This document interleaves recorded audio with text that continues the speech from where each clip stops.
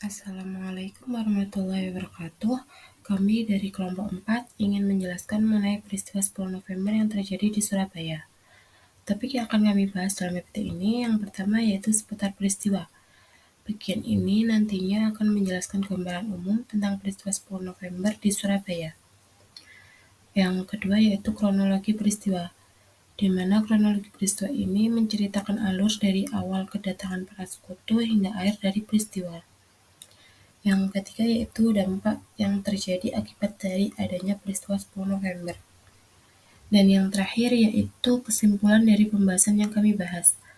Kelompok kami beranggotakan dari saya sendiri, Siti Nurrohmah, Siva Salsabila, Arderia Nurahilsa, dan Aurel Febriana.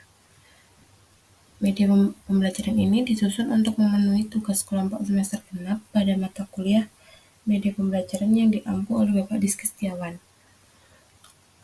Untuk menyingkat waktu, mari saya jelaskan secara singkat mengenai materi 10 November yang terjadi di Surabaya.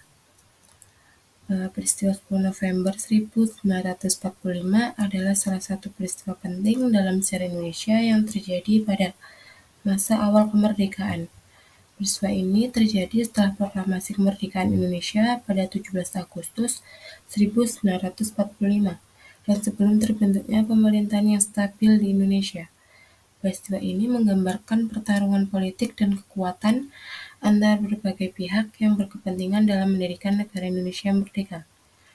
Pasukan Indonesia yang dipimpin oleh Bung Tomo, Mustopo, Jonosewo, Mangundirpurodjo, Jasin, dan lainnya melakukan perlawanan sengit dengan menggunakan senjata api, bambu runcing, dan bom molotov. Situasi di Surabaya sebenarnya telah memanas sejak insiden perobekan bendera Belanda di Hotel Yamato pada pertengahan September 1945. Rentetan bentrok senjata terjadi hingga puncaknya pada 10 November 1945. Pembahasan selanjutnya yaitu mengenai kronologi peristiwa 10 November 1945. Dimulai pada tanggal 25 Oktober 1945, kedatangan para sekutu Brigjen AWS Malapi bersama rombongan 3.000 hingga 4.000 pasukan Agni dan 2 batalion India berlabuh di Tanjung Perak.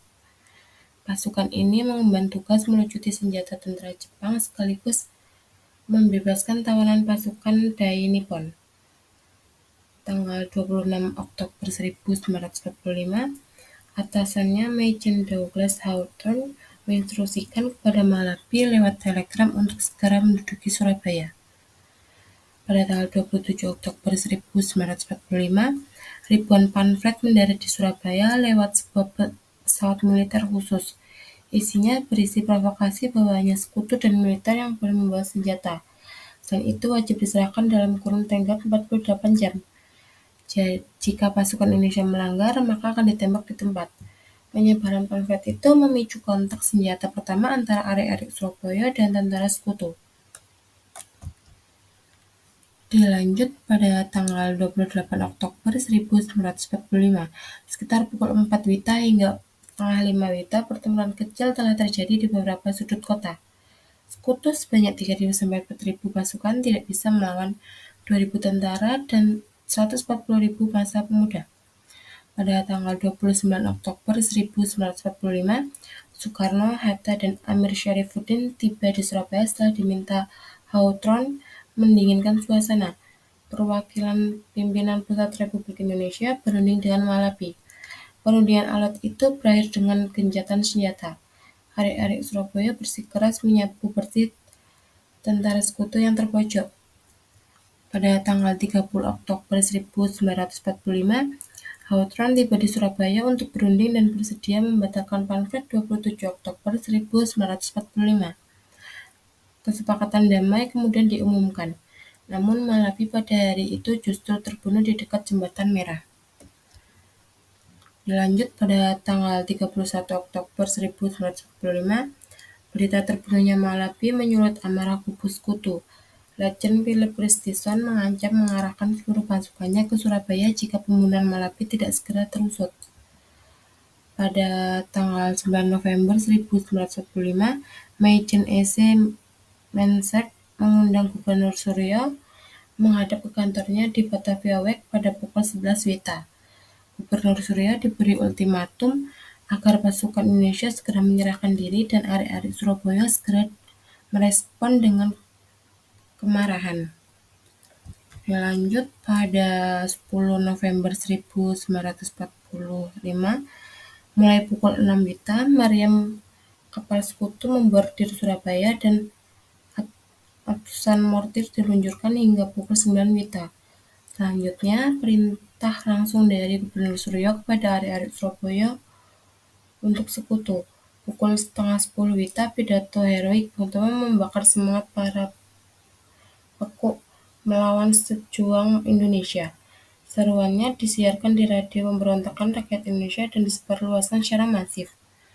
Lanjut pada 2 Desember 1945, pertempuran Surabaya berakhir walaupun perlawanan kecil masih berlangsung di beberapa tempat.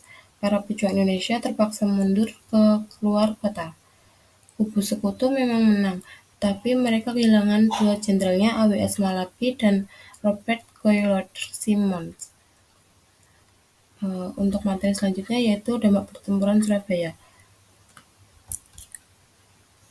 Adanya pertempuran Surabaya ini menimbulkan sebuah dampak, yaitu dampak positif dan negatif. Berikut untuk dampak negatifnya. Yang pertama yaitu banyak korban jiwa. Pertempuran Surabaya menelan banyak korban jiwa di kedua belah pihak.